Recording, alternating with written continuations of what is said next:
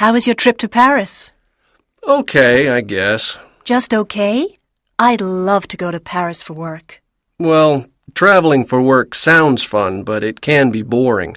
Or annoying. Why annoying? Well, if things go wrong. For example, if your flight's overbooked and you have to wait a long time for the next one. I don't understand. What do you mean, overbooked? Oh, airline companies always sell too many tickets for a flight. There are more passengers than seats. Really? That's right. It's a lot more common than people think. They do it because they know that some people will cancel their flight or miss it. If they didn't overbook the flight, they'd take off with empty seats and lose money. Oh, I never knew that.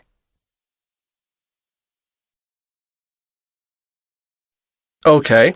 Well, I was in London a few years ago on a business trip, and I was flying back home to the States from Heathrow, and I could see that the plane was going to be really full. I mean, people were lining up for miles. Overbooking, right? Exactly. And I could see these two ground staff. Oh, yes? They were coming down the line, asking everybody at check-in a question. Can you guess what it was? No. Me neither. They were asking everybody, very politely, because this flight to New York is overbooked, would you mind flying tomorrow instead of today? And what did you say? Well, I could see that there were families on vacation, there were sports teams and so on, and they probably had a tighter schedule than me. And I was going home, so a day earlier, a day later, what the heck? And that's what you told them? No.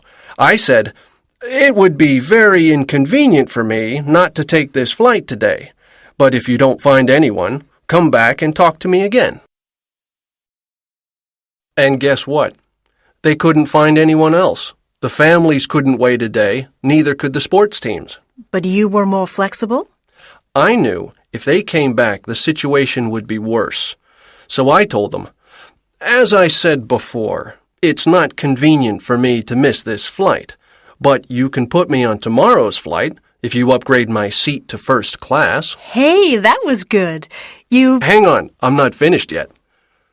You upgrade my seat to first class, give me a 4-star hotel in London tonight, and £150 in cash. Wow. First class, a 4-star hotel, and £150? And did they? What do you think? They agreed immediately. I think you're smarter than I am, Simon. Just more experienced at traveling, Mark. And then? Well, I phoned home and told my wife I'd be getting home one day later than planned. Did she mind? Mind? Hey, she met me at the airport with her lawyer.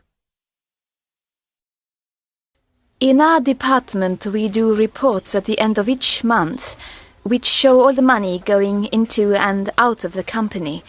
It takes a really long time. I have a meeting today with Anna Neves, who's responsible for our software. She's coming to show me a new program she wants to buy. She says it will help us a lot with all our financial reporting. Our company is divided into 3 business units: home, industrial, and public services. I work in the industrial business unit. I organize all the transport from suppliers to our factories, and from our factories to customers. Today, I have a visit from Ralph Erling. He's the person in charge of buying for the whole group. He wants to use just 3 or 4 big international transporters for all 3 of our business units. He thinks it will cost less to have a small number of suppliers. I have contact with a lot of training organizations. We have a lot of people learning English here. We're also organizing a lot of IT courses this year because we're changing our marketing software at the moment. I report to the HR director. She's coming here for a meeting today. We're employing a lot of new people this year, and she thinks they have special training needs. We're talking about what courses we can offer them. Here on the first floor, we have all the administrative offices. This is the CEO's office just here on the right. He's not here today. How often does he use this office? Oh, he's here about 1 day a week. Where does he come from? He's American, isn't he? Yes, he's from New York. This is our HR manager, Carla Brooks. Carla, this is Robert Shalitsky. He's interested in doing some marketing work for us in Poland. Oh, that's good news. Nice to meet you, Mr. Sielicki. But please call me Robert. Nice to meet you too, Carla. How long are you staying here, Robert? Just 2 days. Today and tomorrow. And who do you want to see while you're here? Well, 1 or 2 people in sales and marketing. But I'd also like to see you later if possible. I'm very interested in the training programs you have here. We're now going into the new part of the building. This is where we have our new call centre for customers from all over the world. When did it open? Just 2 months ago, in January. And how many calls a day do you receive? I think it's about 500 a day. Let's ask the customer service manager. Can I introduce you to Alex Fenton? Alex is responsible for new business in Northern Europe. He's on the road most of the time, talking to new customers. Hello, Alex. So which countries do you visit? Sweden and Denmark, mostly, but we're also very interested in Poland. How much do you know about the Polish market? Not very much. I think we have a meeting this afternoon to talk about it. The importance of customer contact. The American computer manufacturer, Hewlett-Packard, ran a very successful customer visit program. The idea of the visits, to HP customers, was not to sell the company's products, but simply to listen and learn. The visits were conducted by mixed teams, who visited between 10 and 40 customers. These teams included a project engineer, from the research and development department, and a person from marketing, who played a part in putting the product on the market. In most cases, a sales representative, who was responsible for each customer, was also present. In a questionnaire, 88% of staff involved in the program said that customer satisfaction was better as a result of the visits. About 90% indicated that the visits gave them ideas for changing the products or services offered to customers. This program showed the value of customer contact for all employees in an organization.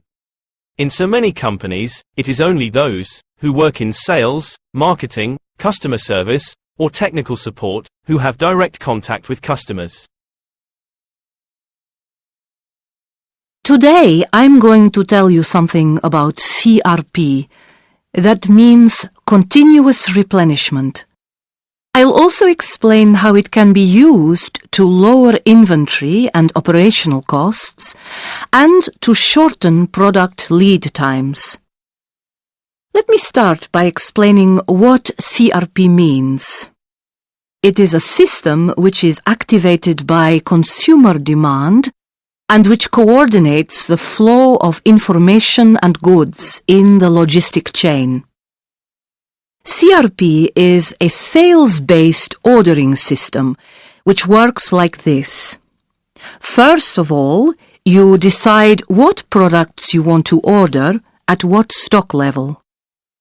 The system will use this information at the point of sale in the retail store. Then the order is processed at the warehouse. And finally, the goods are delivered to the retailer. To illustrate how this works in practice, I'll give you an example. The leading Russian clothes retailer, Young Fashion, introduced continuous replenishment 3 years ago. With the new system, all the orders are generated by computers, which process data received from cash registers. The computer program, which is extremely flexible, is called Retail Ordering Assistant. The orders are sent to the warehouse by electronic data interchange, where they are processed. And finally, the goods are delivered to the different outlets according to a schedule. Since the introduction of the CRP system, Young Fashion have managed to cut inventory and transport costs by about 15% and have reduced lead time to only 18 hours. Moreover, errors in order processing have been reduced considerably by using scanning technology and EDI.